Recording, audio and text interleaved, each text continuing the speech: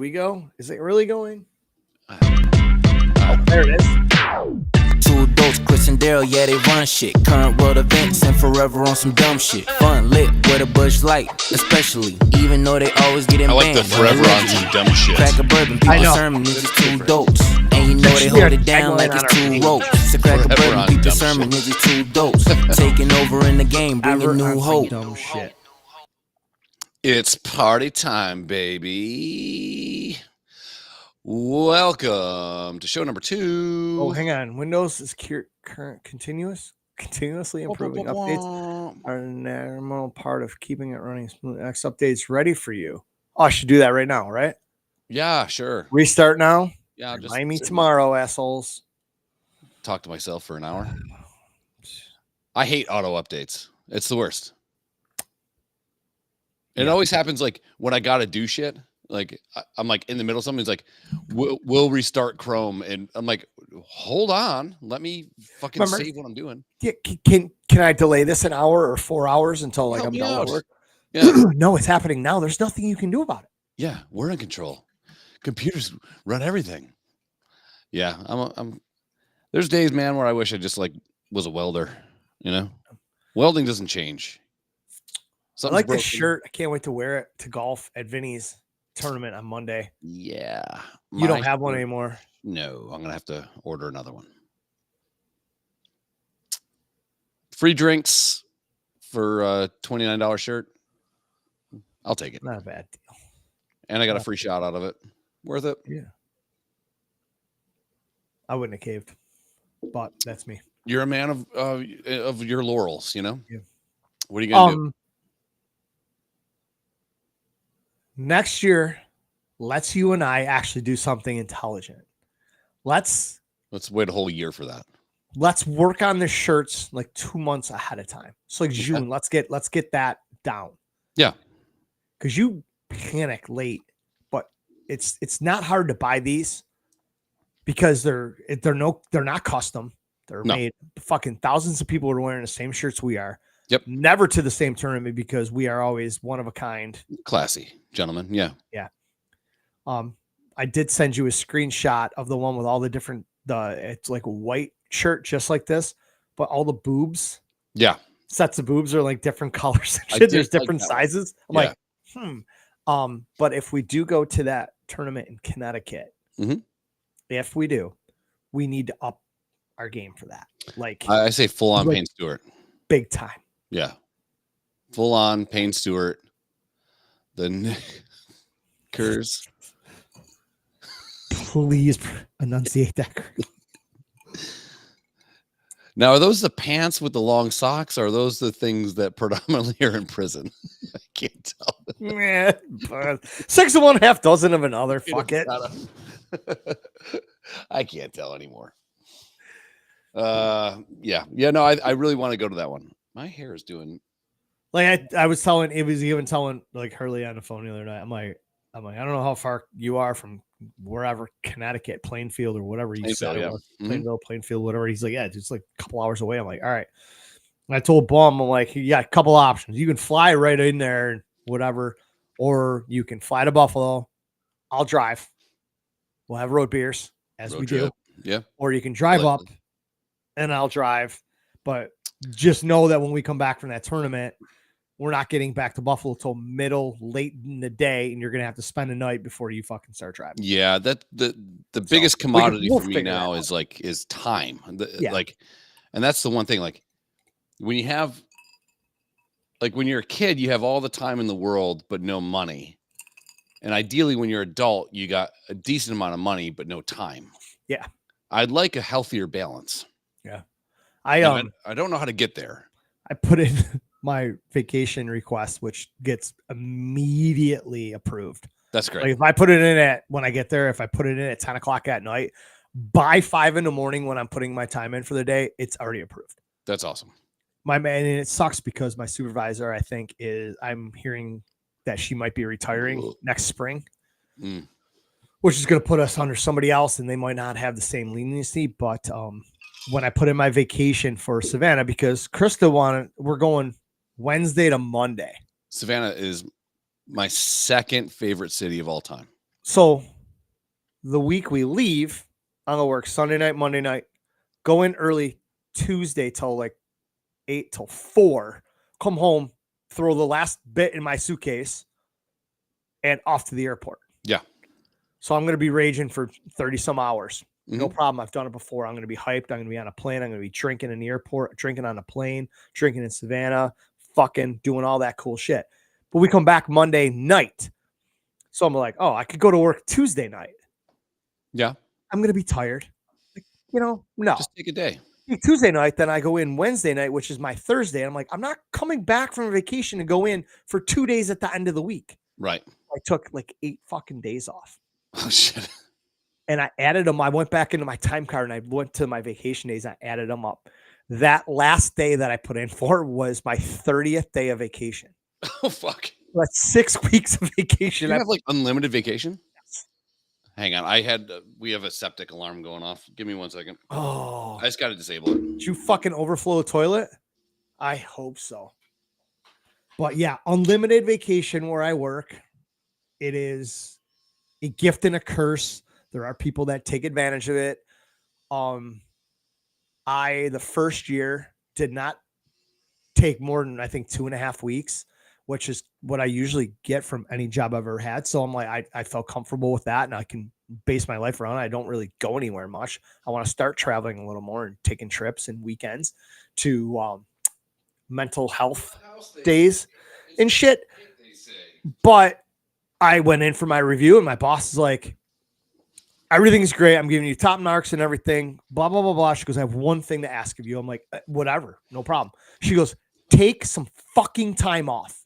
And I'm like, well, if you say so, how about like 2 weeks from now, I take a week off, like over the 4th of July. She's like, I approve. Just take it off. And then last year I got hurt in March. So I didn't work from March till Thanksgiving. So I technically didn't take off vacation day last year. Your whole year was a vacation. Technically, yes, but technically, no. Yeah.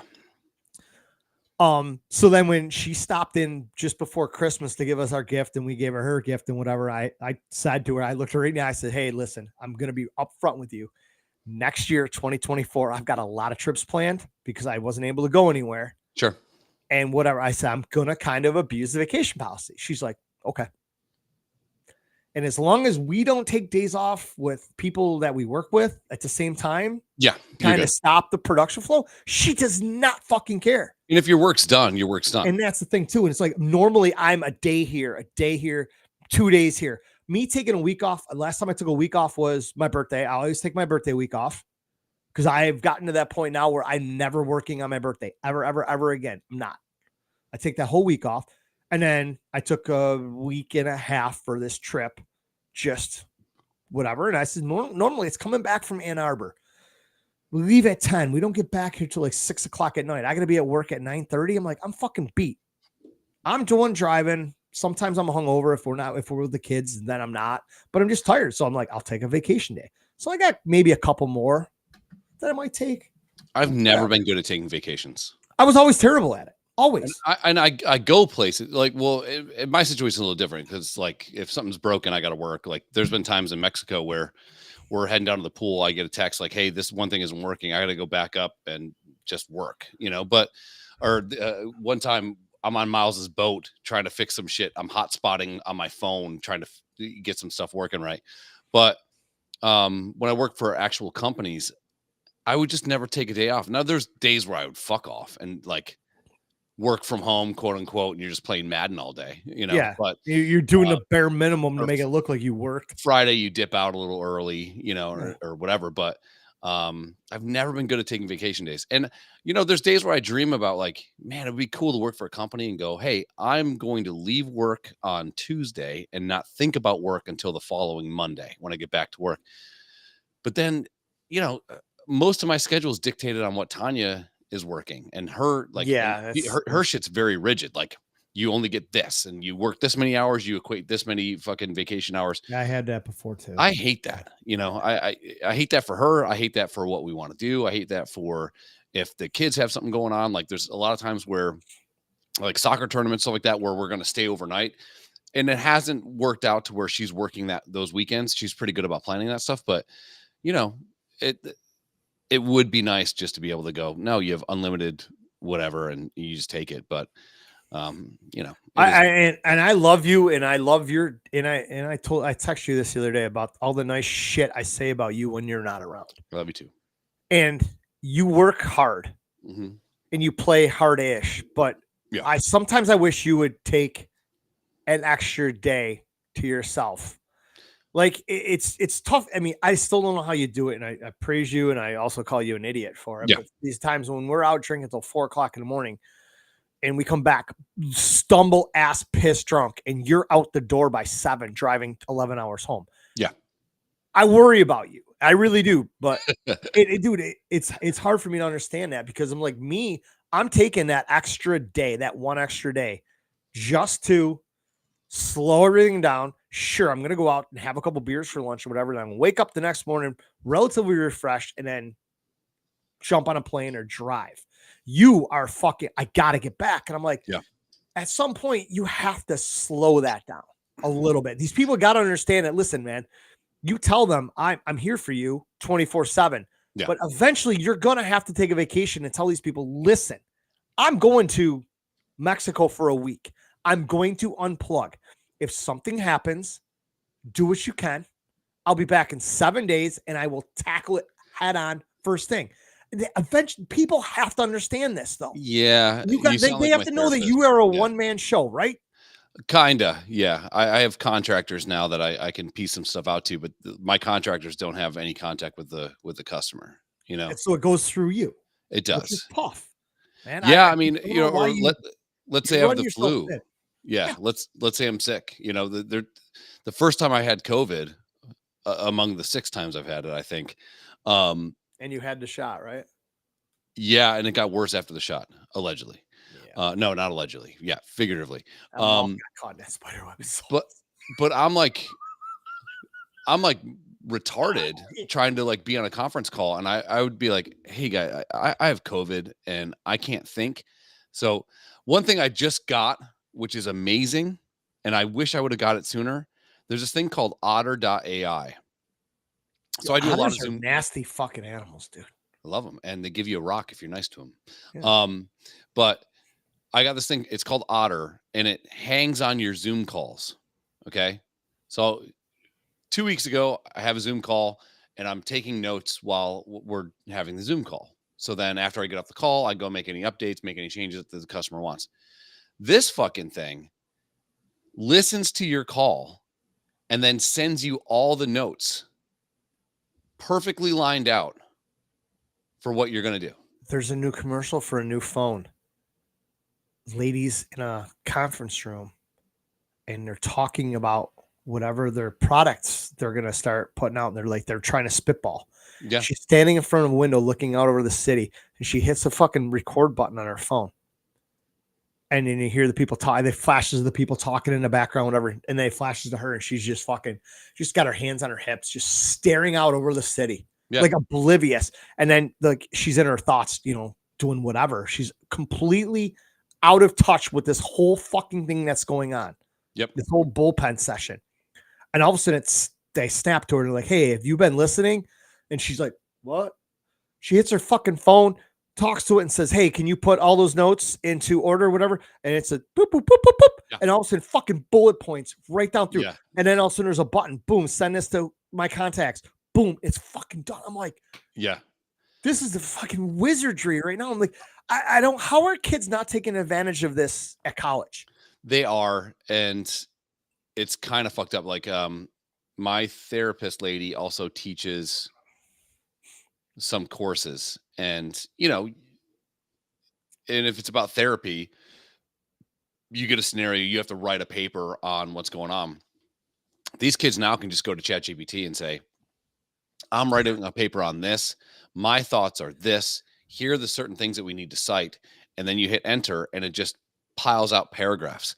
And there's no way to actually go and take that student's information and like run it through anything that will kind of detect. I thought AI. There is now. I thought there's thing that's detect the AI part of it. They're getting there, but AI is faster than all the things that can catch it. So like maybe there's like a 2-week window where you can detect it, but It's, but also too, like I use AI.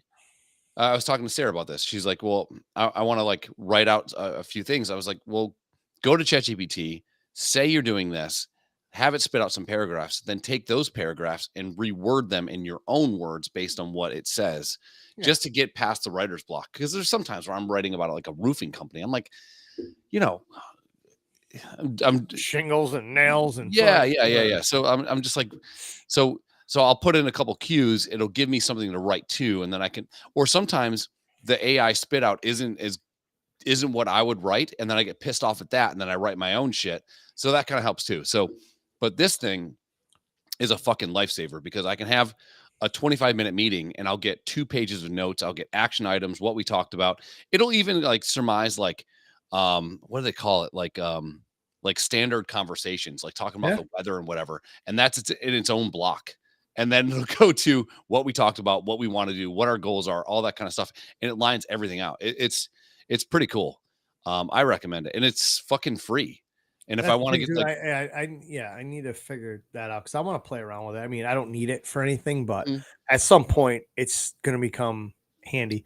And just talking to like my daughter, I'm like, why are you carrying this gigantic fucking backpack around at school? And she's like, we don't have enough time to go up and down floors to go to our locker to get books. And I says, how the fuck are they doing this?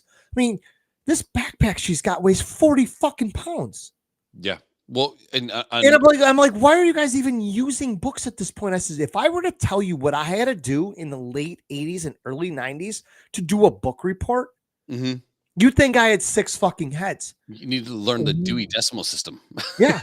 Dewey Decimal System. That guy can go fuck You needed to fucking be able to find and read and load that microfiche fucking machine. I was talking about you had to know who you were looking up to cite a reference and find an encyclopedia out of fucking 40 heavy ass books that either the fucking Amish people sold to you at your house, or you went to your school library. And not only that, like there was magazines. You had to go all over the fucking place. Now you fucking grab your phone and type that shit in. Like I was talking to you about this the other night when you were talking about Olivia doing long division. Why are schools teaching you that? Why? I know. You're never going to fucking use it. Yeah. Teach these kids homemaking skills, how to fucking start a fire, how to fucking cook food, how to do your taxes, how to change a fucking, teach them life shit now because school, back then, I get it. I understand it back then. Now, everybody's got a computer. Well, when I was a kid, you know, and I'm sure when I was a kid, they would call me disengaged. Like teachers would say, "Oh, he's just disengaged." But like, because you're looking out the window. Yeah, but I have this weird ability to listen and remember, and it's I'm better at it now. But like me reading a book, like having pretty bad dyslexia, like I it's hard for me to put in phone numbers. It like if somebody's like giving me a credit card number, I gotta like really pay attention and then read it back to them. I always get it wrong. I'm bad with numbers like that. And I always have been. And so math was always a problem, but I have this weird ability to sit and listen to people talk about, let's say, a book that we're supposed to read. I would never read the books if I'm in like, whatever kind of fucking thing. But I can listen to what they're talking about in class and I'll remember all of it. I got that. I was blessed with that kind of mind, but like one thing that I wish that they would teach in school is entrepreneurship, because that's the way right now. Yeah, but you get these kids that, like me, don't test well. Same. Like, just got better things to fucking do. But if I were to go back to rate all of my classmates that were really great students, went to great colleges and things like that, I'm doing better than all of them. Yeah. And I don't try to egotistically look at it that way, but like I have this weird fucking ability to go and make shit happen. And I would never bet against myself ever. But I wish they would have taught me what that meant back then, because at the time it was like this negative sentiment. Like he's just always thinking about other shit. But like, fuck man, when I lived in East Aurora, I would go find bikes And we moved in the middle of 5th grade. I would go find bikes when I was probably my son's age, 8, that people were throwing out on garbage day. Find bikes, steal a couple, maybe grab a couple. I don't know. And I would repaint them. I would re-oil the chains and all that stuff. Sell them in the paper, make $50. Yeah, from a free bike. And I'm 8 years old. Serial numbers and yeah. paint them. And, yeah. I mean, there was some stuff that got a little nefarious, but yeah, no, I just always had that weird ability to go, well, if no one's doing this, I'm going to do that, you know. I have my brain, I'm not really sure how it works.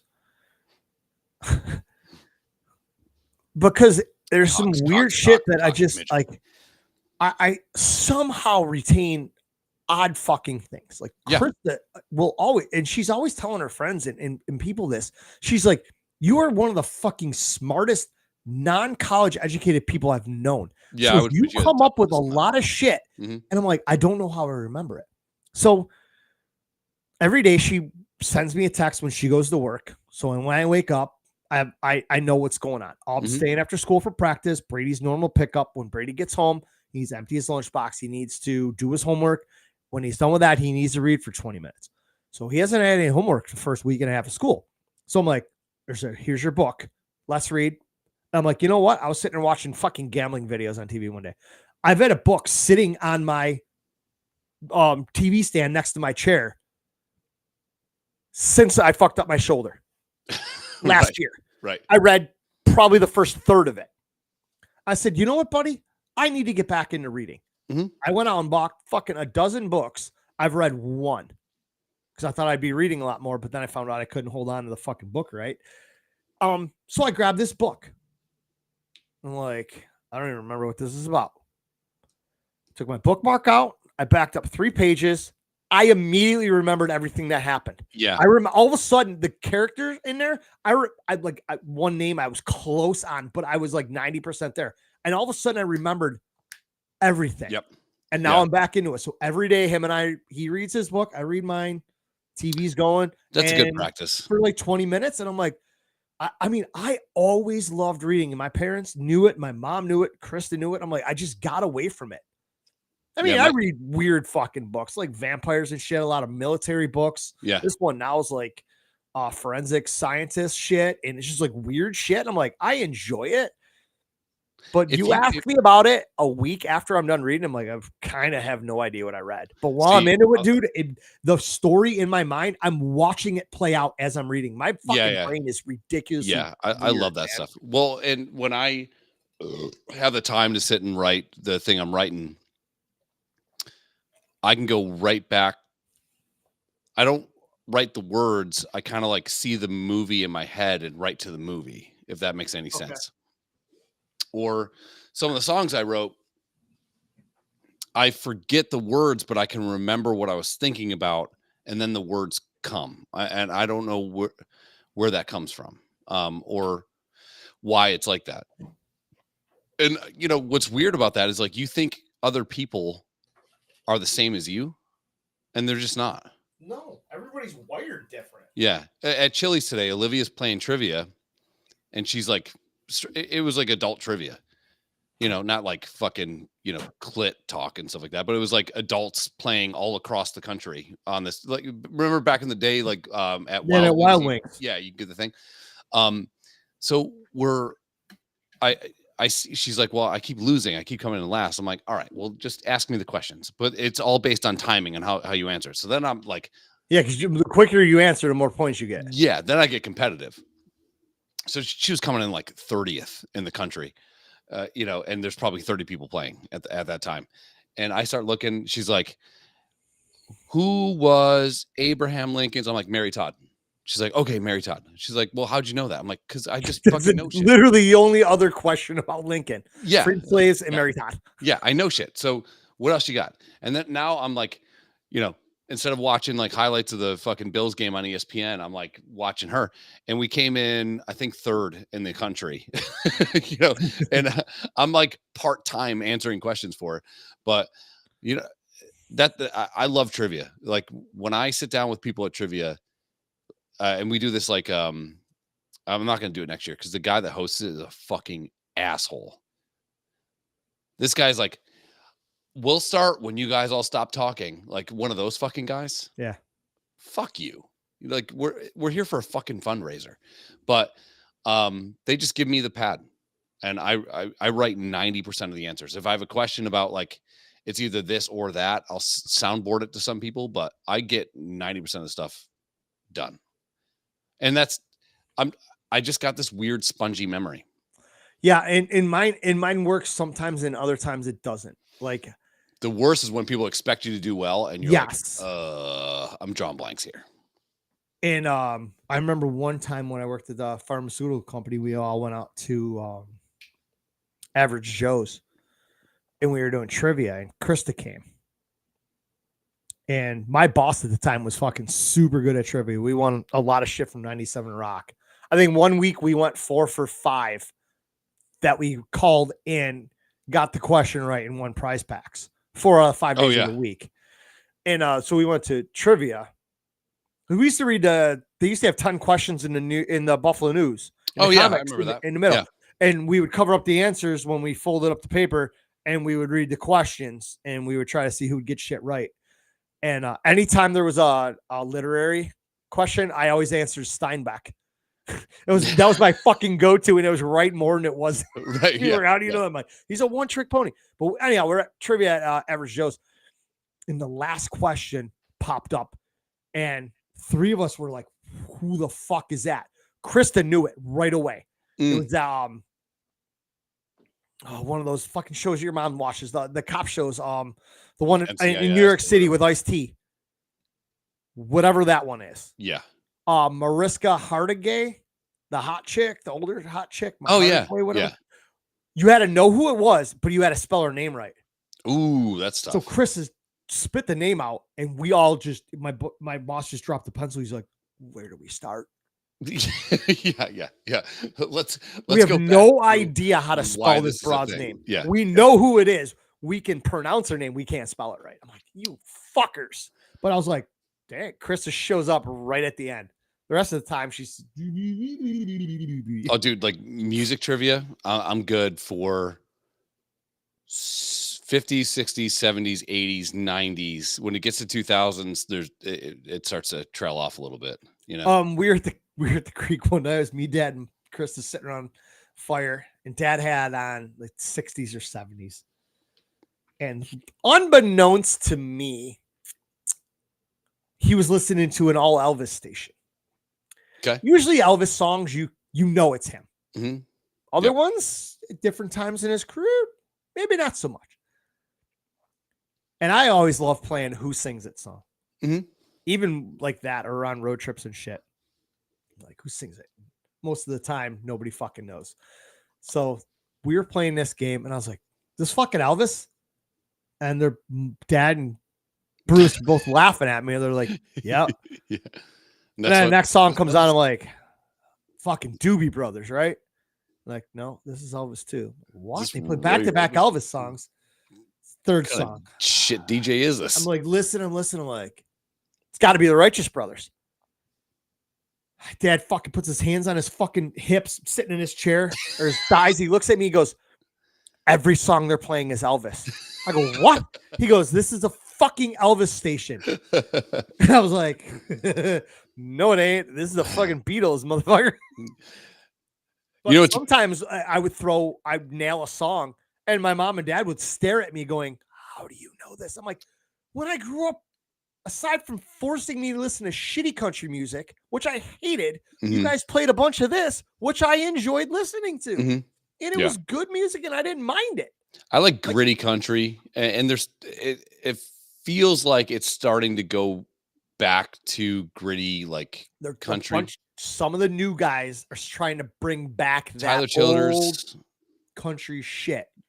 Kind of kicked that one off. I mean, this fucking Florida Georgia line shit. Just that pop country. No, man, suck all the dicks in the world. But you know what I'm really autistic at? Life.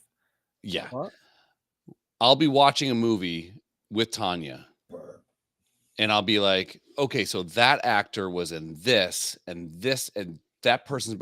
I know, but if I do this, I'm on IMDb the whole time.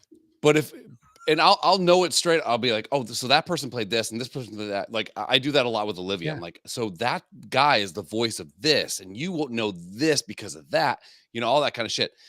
But I'll meet somebody and I'm shaking their hand, and the guy will be like, oh, I'm John fucking Smith or whatever.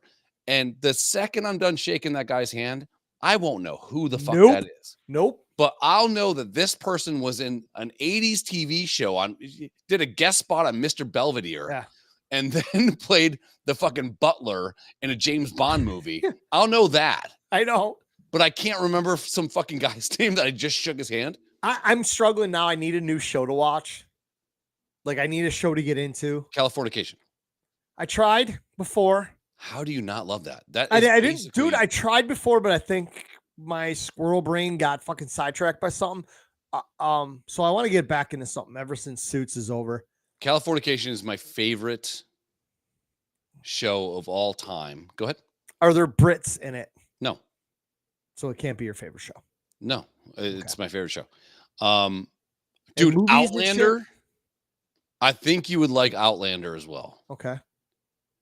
Outlander is fucking weird, and there's a lot of fucking in it. All right, cool. So the other day I was like scrolling through shit. It was before the kids went back to school. And it's historical, by the way. Oh, wait, one more time. Vikings. I love Vikings. You would love the show Vikings. Okay. You would love it. So those are my recs. Just scrolling through fucking Netflix. I can't find anything on. I'm like, I need something to watch.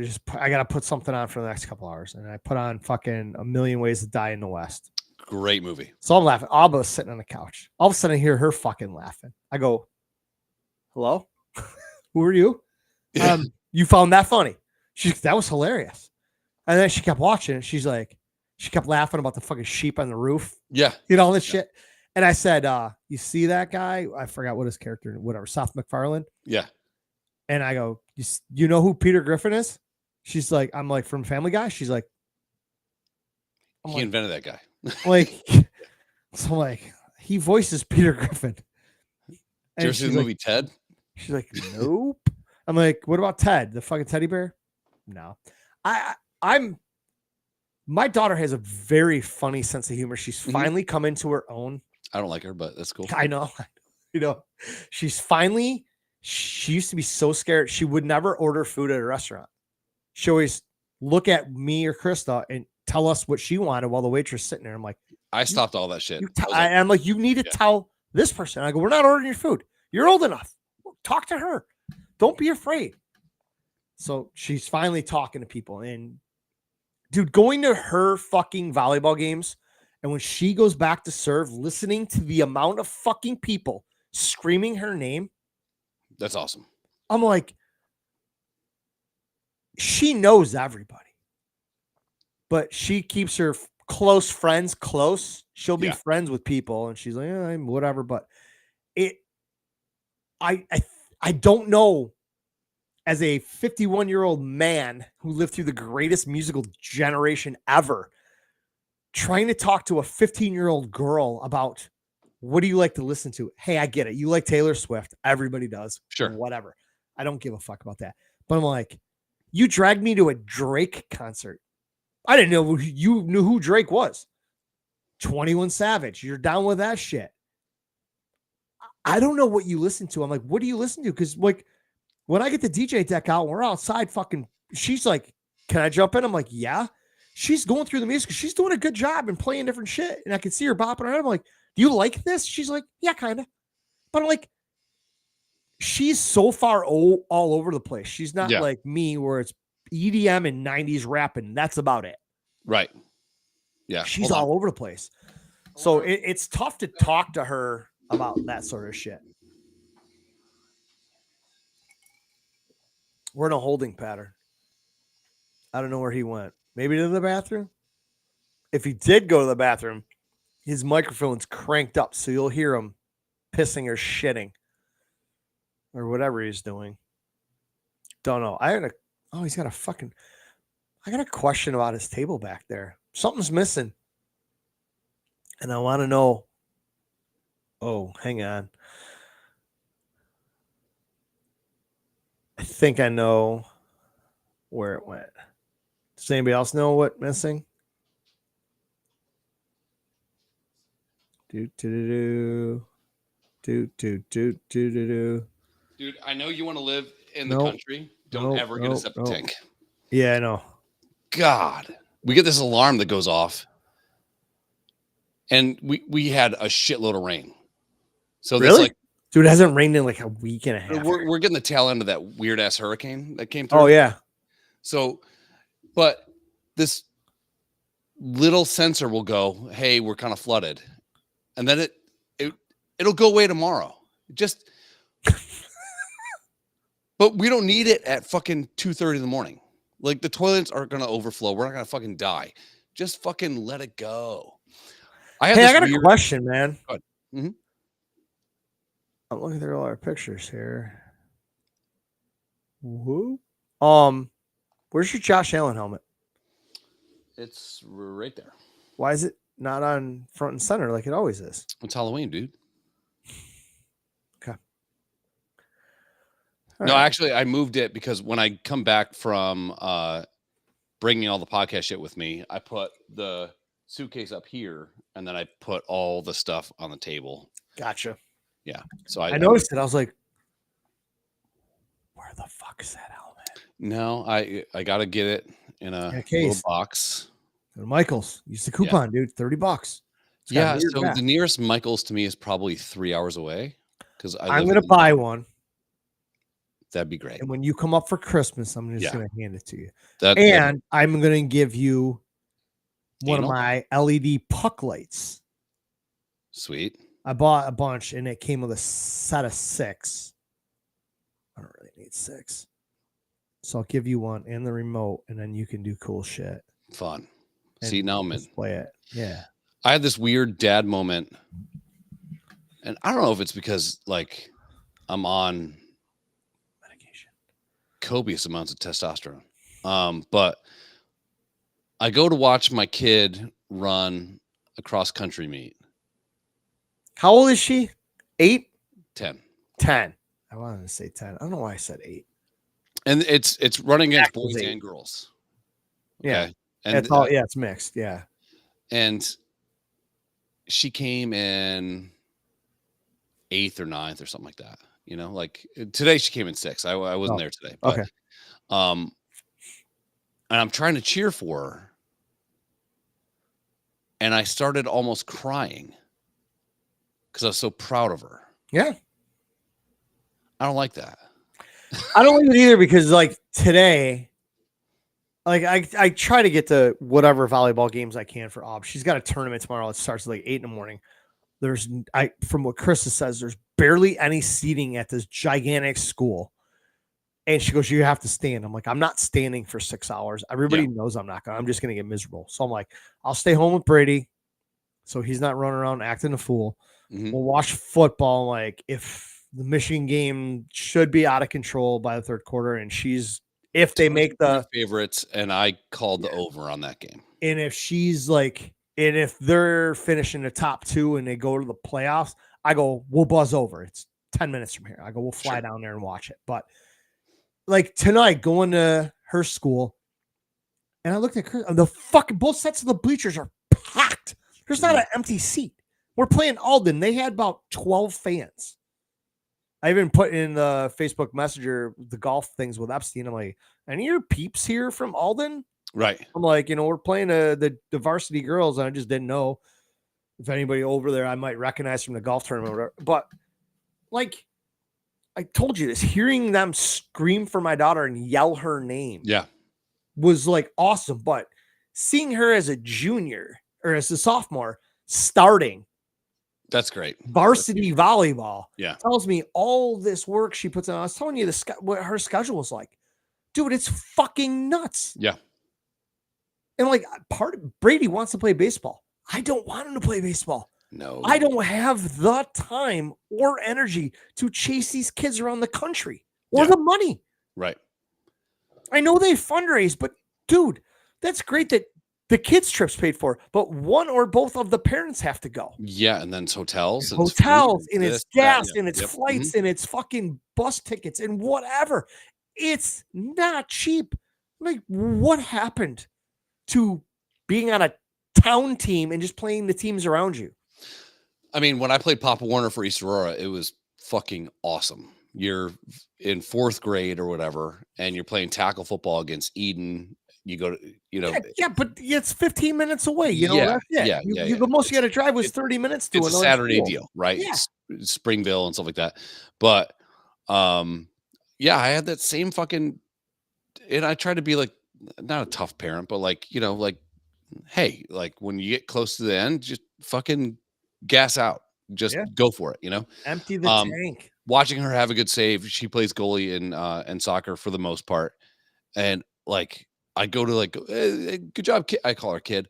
Good job, kid. And I'm like, good.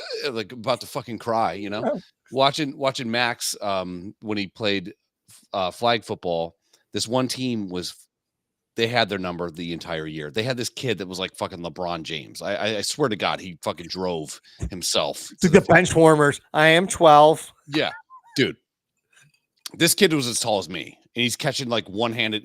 He's picking off passes like one-handed. You're like, okay, at the line, just move him up. But they get to the championship game, and Max was playing off his ass. He was playing middle linebacker ish, and was just playing off his ass. He played great, and they ended up winning the championship. And I'm holding him, and I'm like a basket fucking case. I don't like that. I wish I could just go, okay. When you get to the car, you can fucking be emotional about it, but I'm so emotional fucking watching my kids do shit.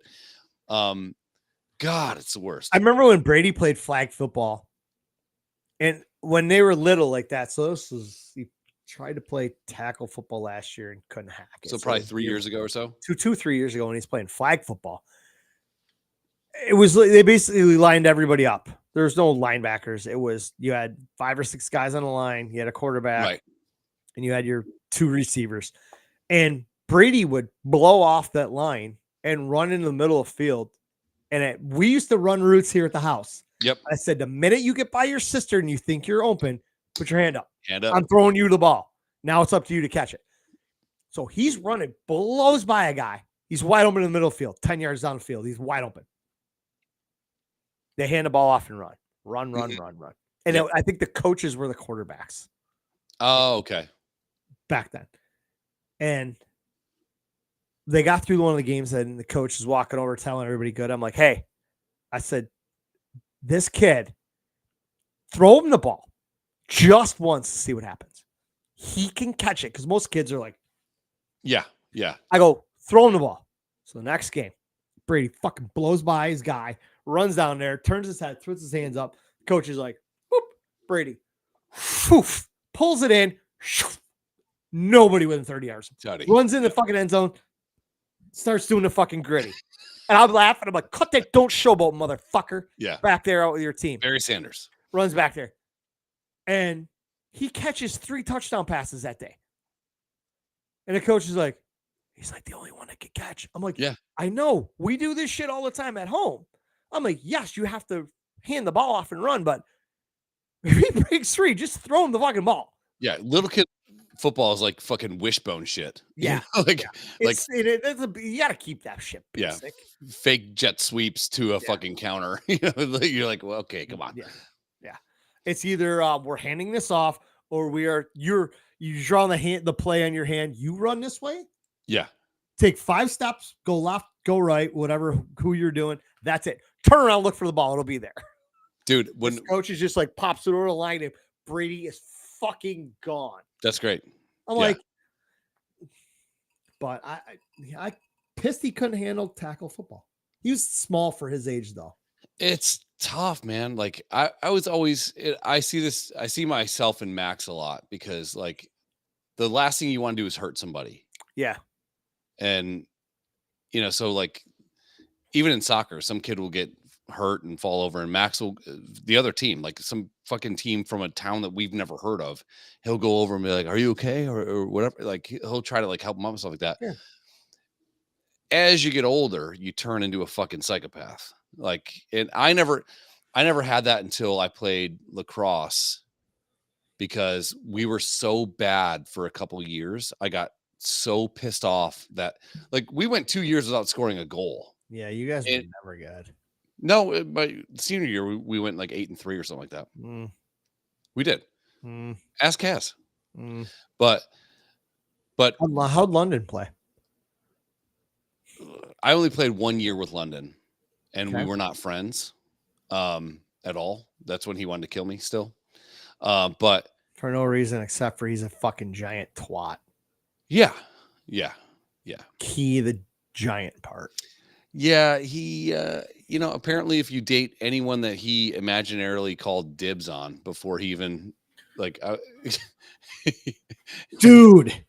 Yeah. Him and I used to go out all the time. Yeah. We used to go to this bar called Savannah's on Transit Road between like Clinton and French. It's now called like Pages or some shit we now, went there or the one night, Transit right? Lounge. We might have. Yeah. We used to go there all the time. We were regulars. The one night we were telling the DJ, you got to play Juice. He's like, I don't have it.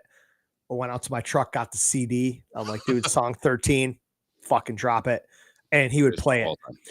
And we used to do this stupid fucking shit. Like we had the weirdest fuck. We'd go out and do the lawnmower, the sprinkler. We'd do all the fucking weird dances. Everybody, dance on the dance floor. Everybody was fucking laughing at us. And that was the whole point.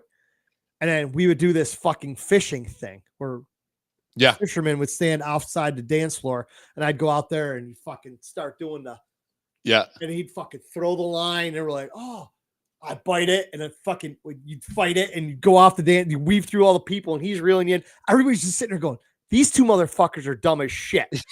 Girls are eating this up. Yeah. And I forgot where the story was going with London. Dibs. Oh, yeah, the whole dibs thing. Soon as I would say, wow, that chick's kind of hot. Dibs! And then you can't do it because you honored it back then, like fucking idiots. And he'd walk in and he'd just go, dibs. I'm like, you can't call dibs in the whole fucking place. You have 5 minutes to either say something or give it up. Yeah. And then he'd give it up, and I'd talk to the chick, and I'd end up fucking her, and he'd be mad at me. Yeah, he'd be pissed at you. Yeah. He did that to me shit one night at a bar when he lived in Lackawanna. We went to this random bar called Third Base. Me, him, Kishel, and Melissa. Bartender had fucking huge tits. We were in there fucking plowed one night, and she was kind of flirting with me, and I was, playing that shit off because that's what you do. Sure. And end of the night, she gives me her phone number. She's like, you need to call me. I'm like, all right, cool. So we leave. She comes around the bar, gives all of us hugs. She goes, oh, we'll see you guys soon. Next couple of days. You're like, yeah, we'll stop in. Like that night, she was at my apartment and just dropping a hammer on her. London finds out. Didn't talk to me for like 2 weeks. Yeah. Yeah. He's like, I called dibs. Your wife is here, dude. You dibs don't count no more. Yeah.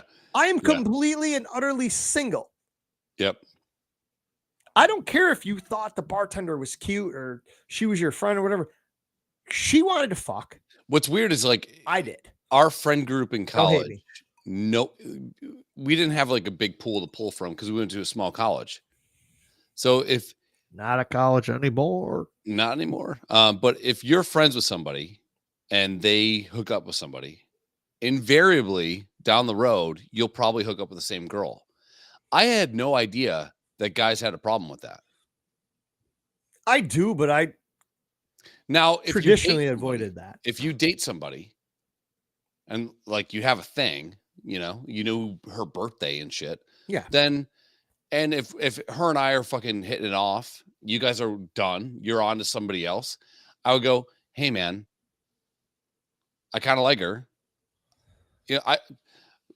My longest relationship before Tanya was like that. Ryan was into this chick and it didn't work out.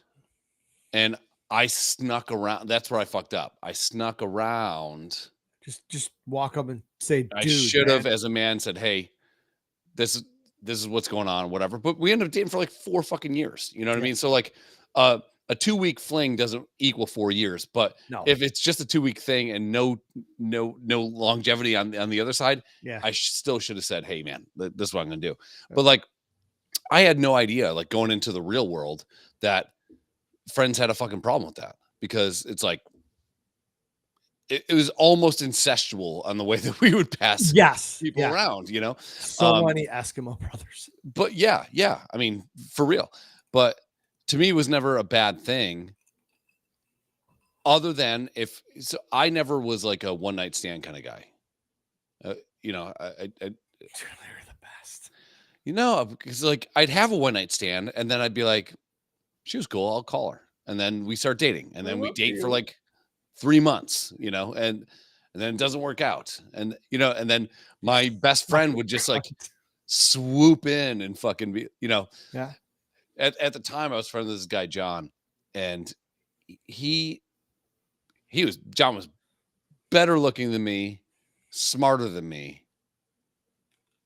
His dad would pay his rent. You know, he didn't have to work. Yeah. You know what I mean? Like he had it set up. So I'd meet these girls, and I was kind of a dick at the time. Glad things haven't changed. Kind of a dick at the time. And then the relationship would fizzle out, you know? And then 2 weeks later, he'd be dating that girl. I'm like a fucking feeder pond for this guy that can't talk to girls, because he's like the sensitive guy, you know? Yeah. Like, what are we doing? You know? And eventually it ended the friendship because, you know, shit happens. It was, let's see, 99. It'd be 99, 2000. Somewhere around then. We used to go to, I don't know, did you hang out with us back then? I don't think you did. No. That would have been 24 years ago. I think I met you in 2004-ish. So this had to be just prior to you hanging out. We would always go to the Club Miami. Never heard of it. Yeah. Fucking Plaza on Union and French. Used to be a Thunderbirds, used to be like a biker bar. It was a dance club, and it turned into a fucking nightclub. And we would go there. If we were friends, I wouldn't have gone. You would have. We used to pull ass there. And then our friend would have this huge tailgate party for the Bills games on Sundays. It was like $10. All you could fucking drink. You got a personalized mug, whatever. We'd be out till Saturday night till 4 or 5 in the morning. Right. Roll in at 8 in the morning at the tailgate. Yeah, and we would go back. And at the time, me and my roommate lived right down French Road in Idlewood Apartments. So from Club Miami to Idlewoods was like a mile. Yeah, 2-minute drive. And we somehow had this uncanny ability, everybody in our group, me, London, Kishel, fucking Biggie. That was when I just met Biggie, to just pull ass. Hurley was there. And one night I was blacked out on my feet. And this chick was literally trying to devour me with her mouth. My whole body, you know, just like here, just and I had London and Kishel, two people whose bar at the time was on the ground, tell me, they're like, don't take that chick home. I'm like, why, dude? She's definitely DTF, and me too. They're like, just don't. I took her back to my apartment. Fucking smash city. I woke up in the morning, and it was that classic case of, what the fuck did I do? Yeah. And I'm looking for a blunt instrument to chop my arm off so I could leave my own apartment. And this chick wakes up and, oh, I had such a great time last night. Blah blah blah. You want breakfast? Like, yeah, I'm like, I gotta go. Yeah, I have to get up. We have to go to the Bills game. We got a tailgate party in like an hour. So she's like, "Can you give me a ride home?" I'm like, I shouldn't be driving, but yeah, whatever.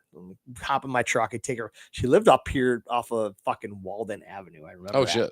So I pull in, and she's like, "Hey, you got anything to write with?" And I open up a console. I was driving a Ford Ranger, and she finds an envelope and writes her fucking name on it and her phone number, and leans over, gives me a kiss. Her fucking family's on the front porch. Oh. At like 7:38 in the morning, having cigarettes or doing heroin. I don't know what they were doing.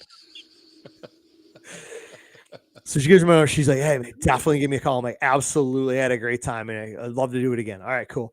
Backed out on a fucking Walden. By the time I turned on the fucking Harlem, or Union. I think it was Union because I went down to Union to go to French Road. I fucking tore that envelope open around right out the fucking window. Yeah.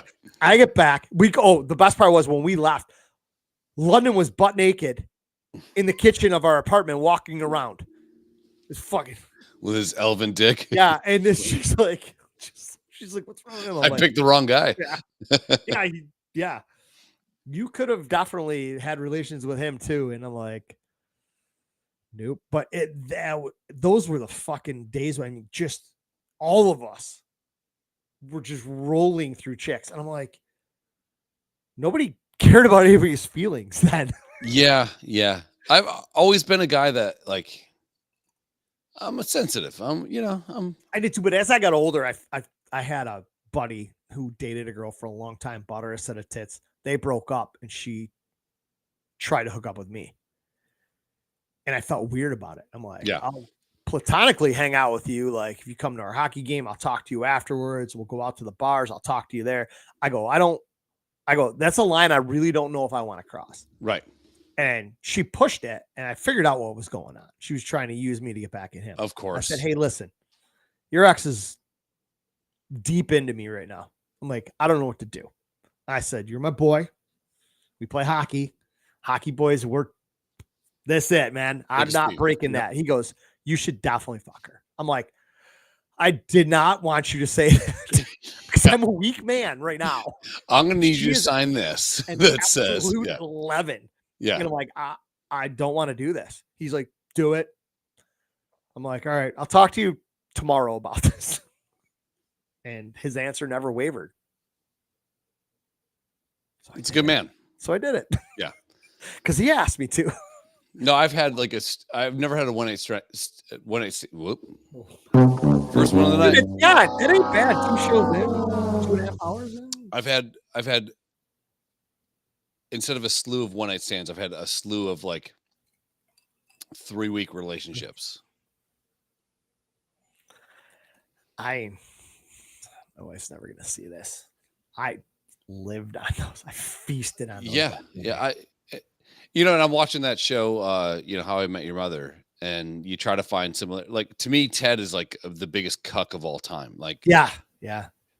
She's gonna be the one. Like, you're never thinking about the one. No. When you're fucking 23 years old, you're thinking about like the next someone one that you can just get on with, and they're gonna be cool or whatever. Like, to me, if I'm gonna go and like do all that shit, and I'd rather have it be with somebody that I kind of like. Well, if I kind of like it, and then the sex is good, and then in the morning it's good, and it's not awkward, then I kind of want that person to be around. Like, I'm a very like, if this is good, it's going to be good again. Yeah. Kind of a person, I've never been like a 1-night stand guy. It never interests me. And I've been, believe me, I mean, I'm friends with the king of the 1-night stands who allegedly had sex with a witch underneath a pier. Like I brought that up to him on the phone the other day. Yeah. Actually, I brought him up on Facebook, and his brother's like, dude, this is the most underrated comment of 2024 right now. I'm like, I know. And I got 1 like, and I'm like, so he commented. So I put a picture of Tanya up for her birthday, and he said, happy birthday. And I was like, I know what you're fucking doing. And he goes, she's out of my league. I'm like, she's dabbled in witchcraft. And he fucking gave me the haha like on it. But my wife was a 1-night stand. I was never one of those guys. And Chris had checked off all the boxes that you just said. Yeah. It was cool. She was cool. She fit in with my friends. Yeah. That's the big thing.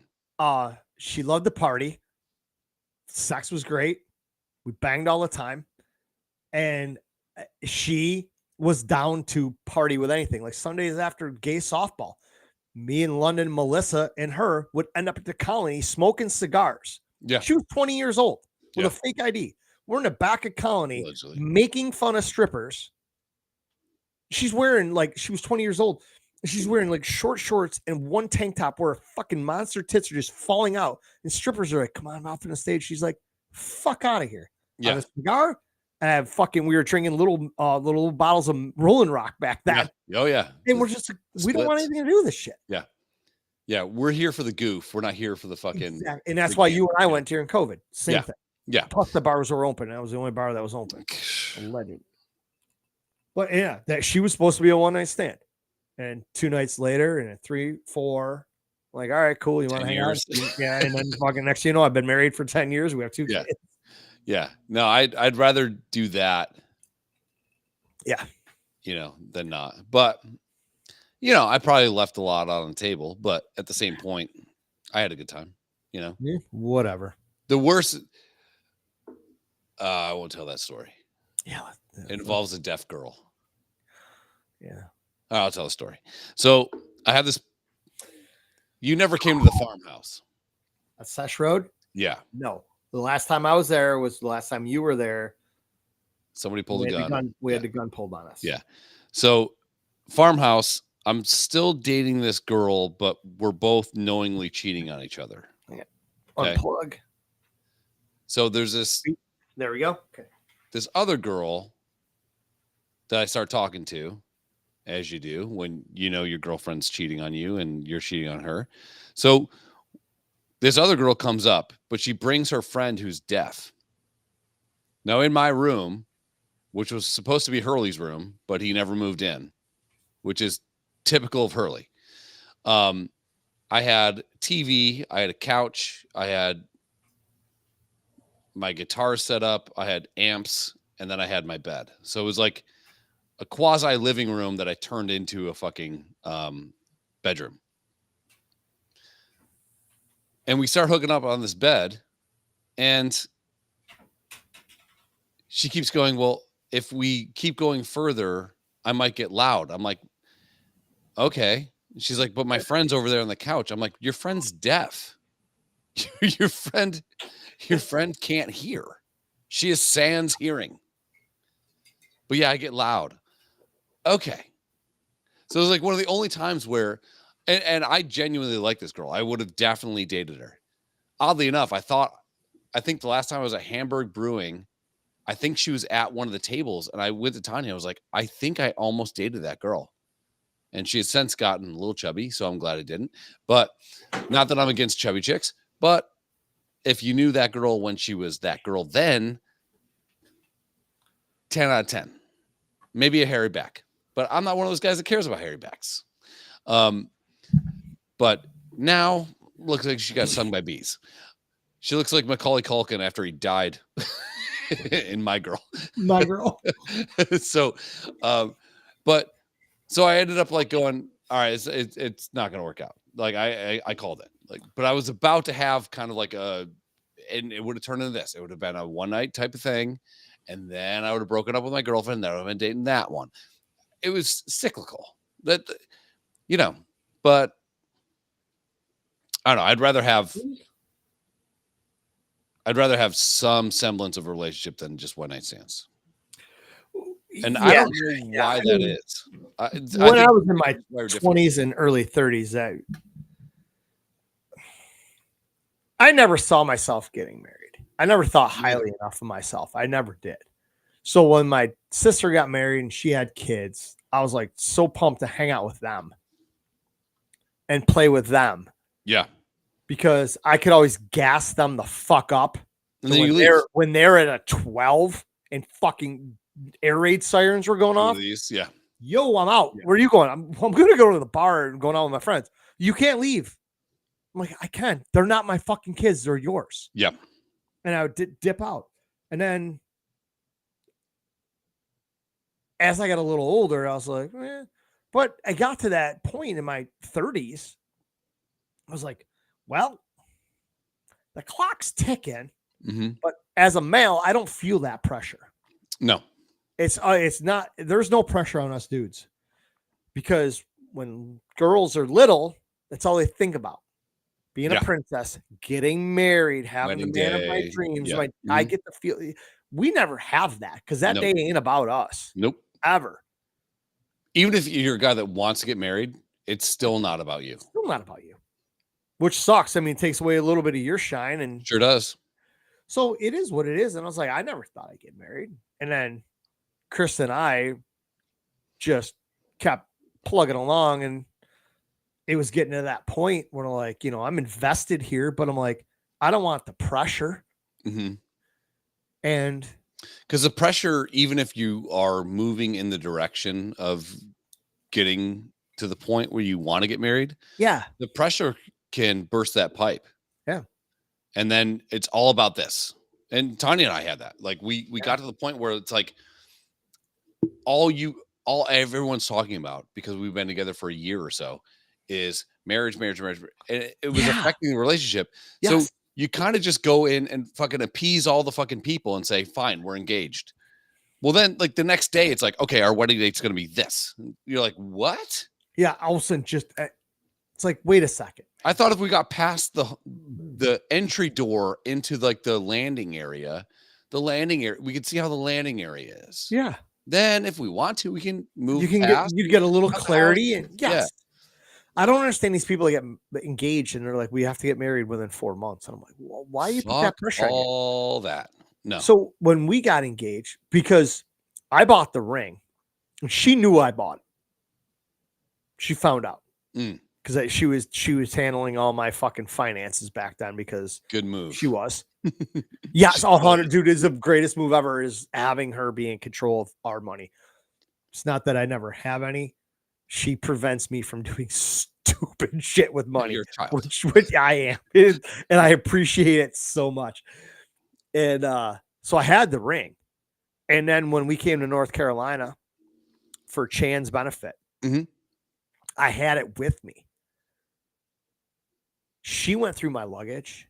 She dug for it. She assumed that weekend it was happening. Right. Well, it was in my fucking golf bag, knowing she'd never go in it. Right. And it was buried in the bottom underneath a bunch of shit. Even if she opened something, she'd never see it. Sure. So I took her over there, and we got home, and she got a little quiet when we got home. I'm like, what's up? She goes, I thought you were going to ask me. I'm like, this is fucking for Chan. My mind was elsewhere with my friends for golf. And drank about 40 beers out of golf court and drank a whole bottle of moonshine. Yeah. And then it was like, I don't know, for however long after that, the next year, whatever, we were down in Columbus for the Michigan-Ohio State game. And I had it with me. Yeah. She never saw this coming. So while we're at the game, I pulled it out of the box, put it in my pocket, and I had it basically on my pinky, and I never fucking pulled my hand out of my mouth. My mouth. I was just thinking about, because I was eating a burger that day at the bar, and I fucking shattered my tooth. Well, so I was thinking about that. So I had the ring in my hand and the whole time. And I'm like, as a dude, I'm like, I'm not scripting this. How do you do this? I'm like, you're supposed to get down on one knee. So it was a close game. I remember Michigan went for 2 for the win, and we missed it. So we ended up losing by 1. And Ohio State went on to do whatever the fuck they did that year. So anyhow, after the game, all the commotion, Krista was standing next to me, and all the Ohio State asshole friends of mine were dancing around. I dropped down on my one knee, and I pulled it out, and I had it on my pinky, and I just held it up, and I'm like, will you marry me? And she goes, the fuck are you doing on the ground? Get up. She pulls me up. And then she sees the fucking light hits this diamond. She's like, what the fuck? And all of a sudden, everybody stopped. Like the record skipped. And they're like, did Senior Camper just propose? And she's like, Chris is like, what the fuck's going on? I'm like, will you fucking marry me? Yeah. Now everybody's looking. Yeah. Yeah.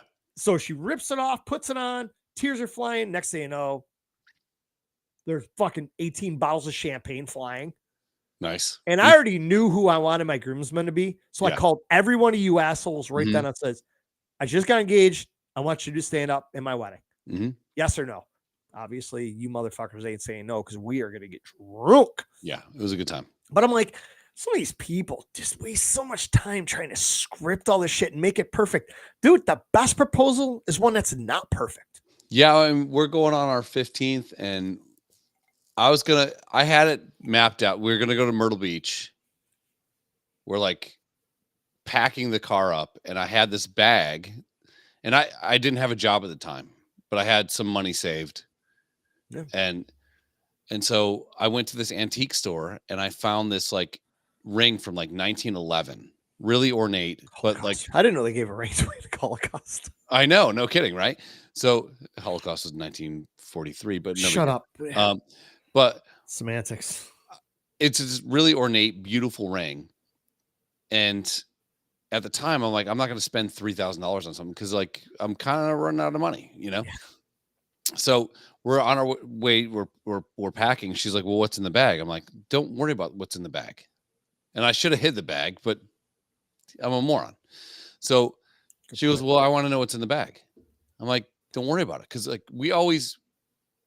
Owen and Tim and I, we'd always find, especially Myrtle Beach, you go to karaoke bars and you just fucking, do what I do, and, kind of be a showman and stuff like that. So I was going to sit her, this is the dream scenario proposal that I had in my head. I was going to sit her down in a chair and Owen and I used to sing that Love and Feeling. Top Gun. Christ, Top Gun. Terrible. And during that song, that's when I was going to propose to her. Showstopper. No one's doing better than me that night. Egotistical. But also, everybody wins. Yeah. And she's like, I want to know what's in the bag. I'm like, so I threw the bag. We got in an argument. I'm like, so here, I was going to ask you to marry me. If you want to, great. You way to ruin shit by being fucking Snoopy Sally. Yeah, but I could have handled it better. But no, but hey, we're together. So, yeah, we're in a little bit of a fight right now, but we're okay. It's her birthday yesterday, you dumb fuck. I did great on the birthday. I don't know about that. I did great. Prove it otherwise. I did great. The day before her birthday, I went and got flowers, put flowers in the bedroom, bottle of wine. Just so she would see it. Happy birthday balloon. And I was like, well, what else do you want for your birthday? And she's like, well, I told you I don't want anything. Yeah. So on her birthday, I go to a store and I have them pull her account and I can see all the sizes for pants, for shirts, for everything. Oh shit. Nice. She's ever bought. You're good. All right. And I went shopping and I said, I like that shirt. I like those pants. I like this. I like that, whatever, And so on her birthday, when she got back from work, I already had the bag with all of her gifts in it and perfume as well. And so I thought I did pretty good, I think I did pretty good.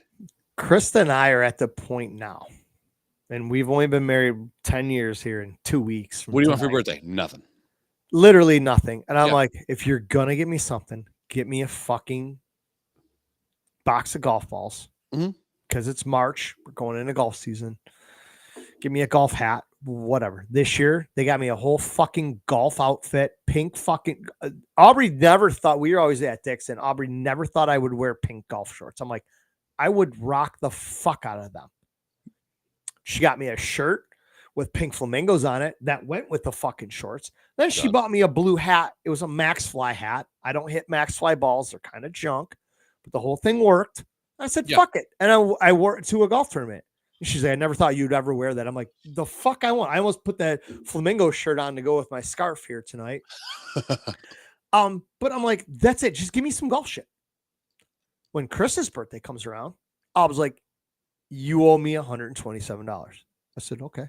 What did we get, Mom? She goes, don't worry about it. She's never going to ask you because she knows I'm buying it all. I'm like, okay. I'm like, here's the money. Here's my credit card. To hit the fucking send button in your shopping cart and whatever. Yep. So it's to the point now where the kids are basically picking out our presents. Well, and I don't want a lot. I mean, I really don't. I'm sour about my 50th birthday. I think there should have been a little more pizzazz.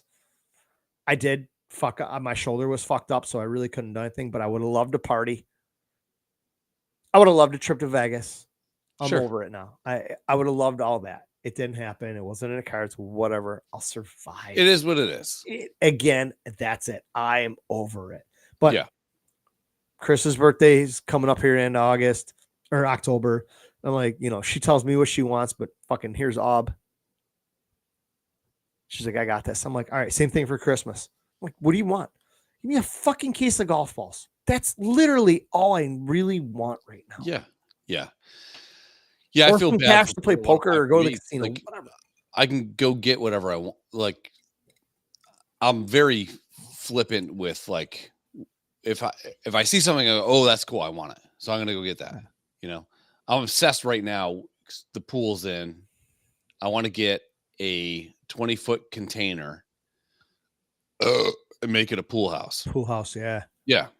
We actually got talking about that the other day. We were talking about like buying houses and shit like that. I'm like, you and I talked about that. It was after you mentioned that for a pool house. I'm like, Bob just mentioned buying one of these containers. They're not very expensive. No. And the best part is most of them right now that you're buying are in fucking solid shape. They're not rusted out or whatever. Yeah. You know, I go, you can sandblast the outside if you want to and paint it black or, you know, whatever color you want to blend in, whatever. But I'm like, just once you set them down, that's where they're staying. Yeah. But I'm like, I was mentioning how people are making houses and shit out of them. Yeah, they're cool. Yeah. Because we're talking about what the fuck we need to do here.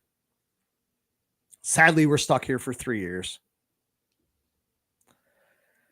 Because we're not ready to buy a house now. Well, we are, but we're not. I was a sophomore. So next year she's going to be going into being a junior. Then we're be starting to look for houses and whatever. By the time we move, end of her junior year, I personally told Krista, I do not feel comfortable having her go to this school from pre-K to 11th grade, leaving and graduating somewhere else with no friends. Yeah, that'd be tough. We're staying. And I said, I even told her this the other day. I said, we are staying. I said, we may look to buy a house in this district. So we have our own house. We're not renting a house. Yeah. And then after you graduate, look to buy a house out in the country and then rent the house we live in. Yeah. At a nice rate to help offset mortgages and taxes and all that shit. And Krista came up with that plan. I was like, fuck, dude, this is why I married you. You're ridiculously smart and you're really good with money and you know what the fuck's going on. And we're technically about 4 months away from a monumental collapse. So yeah. So we're like, and that's one of the reasons where I want a certain somebody to win and be president. Yes. But that certain somebody's going to be handed to President Trump's going to, he had the pandemic. Then we went to Biden Harris, and then we're going to go to this next phase. And I could see this monumental collapse coming. That's going to be worse than 2008. And then what? What's it going to do for the Republican Party? If a Republican's in office and the fucking rug gets swept out from underneath the country, which is it's going to happen. China just shorted, I think, maybe $16 billion. They shorted the American dollar. They shorted it because they can see it happening. It's like a house of cards right now. Yeah. So what does that mean for people that have some money? Well, it means that housing prices are going to go from here way down to fucking here. You know? So if you have money and you can buy it. You're going to be able to get a house around you for what would go right now for $200,000 for probably $135,000. That's the problem too, is like once COVID hit, it fucked everything up. The prices went through the roof. Mm-hmm. People wanted and needed to move. And so they paid that money. So anybody who owned a house or owned 2 houses, 3 houses, or a duplex, or whatever, were able to sell that fucking thing at a 2, 3, 4x profit. Yep. Now, right now, as of fucking September 14th, those people cannot move those houses. And you go on Zillow, you go anywhere and look at the prices of these houses. I'm like, they're so overpriced. Because right now they're starting to get upside down. Yeah, well, and there's 2 problems. When you have high interest rates, it actually means that the dollar is worth something. Yeah. But we all know that the dollar isn't worth anything. No. Right? So mathematically speaking, we should probably have next to nothing interest rates down to back down to 3%. Yeah. But they're still saying, no, it's worth something. So it's at what? They just reduced it yesterday to the down 0.5. So let's say it's 6.75 interest rate. Yeah. When you have inflated housing costs because everyone thinks it's fucking 2 years ago, and you have interest rates like that, you're not paying double for the house. You're actually paying triple because there's the interest rate's fucking crazy. Yeah. So, and I have a lot of customers in the moving industry, and man, I think there's going to be two different booms, because I think 0.5 isn't going to do shit. But let's say after the first of the year, after the election, they go, we got to do something to spur the economy. What are you going to do? We're going to bring interest rates back down to 3%, and it's going to be gangbusters again. But what does that do to housing costs, like the actual art of buying the house? Because the dollar's not worth anything, it actually makes the house more valuable, because you're getting money for nothing. Yeah. And a lot of people tell me that, hey, you want to buy a house now, do not get hung up on the interest rate. I know Hold on to it. That's the shocking thing. Don't worry about that. If you find a house you want, find a price you can afford, get into it, deal with that interest rate. Yep. Interest rates are going to fall off the table. At that point, refinance. I think by March, and I was told that you should not be afraid of the interest rate. I'm like, yeah, it is a sticking point. People see that number and they're like, holy fuck. So they're like, you're getting a 20 or a 30-year mortgage, depending on what you do. If you overpay for 6 or 8 months, who cares? Yeah, no, just say 2 years. Just say 2 years. If you overpay at almost 7% for 2 years out of your 20 or 30-year mortgage, and you can refinance and drop that to 425, 375, something like that, you'll be fine. You'll be okay. What's cool about that is, let's say you lock in for a 30-year and you're used to paying $2,500 a month, let's just say. Yeah. Right. And you're locked in for a 30-year, but then you can refinance at a 15-year rate and you're paying $2,600 a month. If you can make it, if you can swing it, that's where true equity comes into play, because you're going to be done with your house in 15 years. And then you're going to be sitting on something that's worth $380,000. Krista just bought out her lease. I'm actually impressed that she did this all by herself without asking me anything. So she found out her buyout. It was like $29,100 for her Jeep. So she took a loan out from the bank and asked for $30,000. She got approved for it. And she was talking to a lady. She's like, so how's this work? She goes, we're going to set a check to Jeep for $30,000 to buy your Jeep. Whatever the difference is, as of that day, they will mail you a check back for the difference. Okay. So she goes, knowing that, she goes, your Jeep is worth at least $30,000, if not more, as it sits right now, because she's buying it, so we own it. Her monthly payment went up or whatever, but she plans on giving this to Aubrey in about 2 years when Aub can actually drive. Awesome. Yeah. So she's going to be in a 4-year-old vehicle that is it's a Jeep Grand Cherokee. Not really driven a lot. Not driven a lot. It's in good shape. It's a safe vehicle. Aub can drive it. It's a decent size SUV and whatever. But I'm like, we feel comfortable with that. And then she's like, I can just lease whatever the fuck I want. I'm like, Maserati. Now we're talking. Yeah. Dude, I almost bought a 1973 Bronco the other day.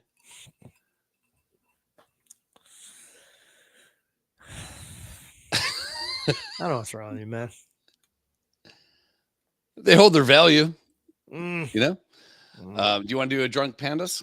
Yeah. The trash pandas? I can do an hour, right? What time is it? Let's do that. Yeah. I'm going shirtless. Fuck it. Of course you are. I don't know what we're going to do for an hour. Oh, no, we got you got some topics left, right? Yeah. White guy ramps. Yeah, we got a bunch of stuff. Right. Let's do a clip show. The best part was, while I was digging out this outfit, while my wife was choking on her own spit, I was like, I brought down a change of clothes. I'm like, because I'm not going fucking back upstairs. So all I do is step over here and I'm gonna have. So I'm supposed to be up at 7 a.m. to go drive, but it's that's 7 hours from now for you. Yeah, with Max being sick, I'll probably hang back, and this was pitched by the wife, so I think it's wife approved. So I'll just hang back. You cunt. Yeah, I know, right? Oh, I just missed out on another fucking Josh Allen element. All right. My wife would kill me. All right, we'll be back in. I might 5 or 10 minutes, right? Some mud. Yeah, I might. That's what I did the last time. I pooped in and it felt so good. I just need like. Hey, real quick though. Hey, you're a hot dog. Would you eat yourself? If the moon was made of fucking blue cheese, would you eat it? Your bathroom downstairs here, is it a half bath? Is it just a toilet? Yeah, it's huge though. It's okay. Probably, I don't give a fuck about that. It's just a toilet and a sink, right? 2 sinks, yeah. Oh, okay. Well, you're. Right, I don't know if you're asking. So you get up right here. We're done, and you have a drink next to you. Do you take it in the bathroom with you? No. Well, number one, I'm out of beers. But if I had it, no, I'd leave the drink here. Okay. Yeah. So I take mine with me. Well, in between shows, I all of a sudden just before I'm like, I text you. I'm like, I have panic shit. So I go in the bathroom. You're drinking Riesling, taking a dump. I'm drinking Riesling, and I set my wine down on the floor to the right of me, right at my feet, so I can just reach down and grab it. Because we're not animals, yeah. No, we're not. You've seen the meme or the research about the shit that flies all over your bathroom when you flush the toilet? Yes. So I'm never really cared much about it, and I really didn't believe much of that, honestly. I mean, it's not like you stand in front of the toilet, hit the flush button, and you get fucking covered in water, right? You don't. Right. Okay. So I'm not really buying all that, but in my head, it's there. So I reached down. Like, does your toothbrush, if you don't have like the cover on it, the shit closet kind of thing, and then the separated area, I have. Yeah. Does your toothbrush have fucking? I'm the only one in this house. I'm the only one in this house that my toothbrush has one of those snap tight covers over it. God, you're gay. Here's the best part about it. I don't go upstairs to brush my teeth. My toothpaste and my toothbrush sits on my dresser, and I brush my teeth in the kitchen. There you go. Yeah, you're pissed. But I have the fucking cap on it all the time. So anyhow, taking a shit, I wipe. I stand up just before I got one of those slow close covers. Sure. Fucking smack it down. I reach down and grab my drink, and I turn a 180, and I reach back and I walk out the door because I'm afraid of shit particles flying out of this toilet, apparently, and going in my drink. That's on you. But apparently we also haven't mopped the floor in there for a while. So when I sat down here, the whole bottom of it was fuzzy because of the fucking dog fur, because the dog lays right outside the bathroom door. Yeah. I try not to worry about that stuff. I'm definitely it's not. in the back of my head, but like, I'm not. Sometimes that back of the head goes right to the front of the line though. And you're like, shit, Dan. Ooh, I mean, I don't quite believe it, but whatever. But do you know where I've put my mouth? Yeah, dude, this is the last thing you should be worried about. Yeah, I'm all right. I'm doing good. All right, we'll be right back in 15 minutes. Spray pee. Sure.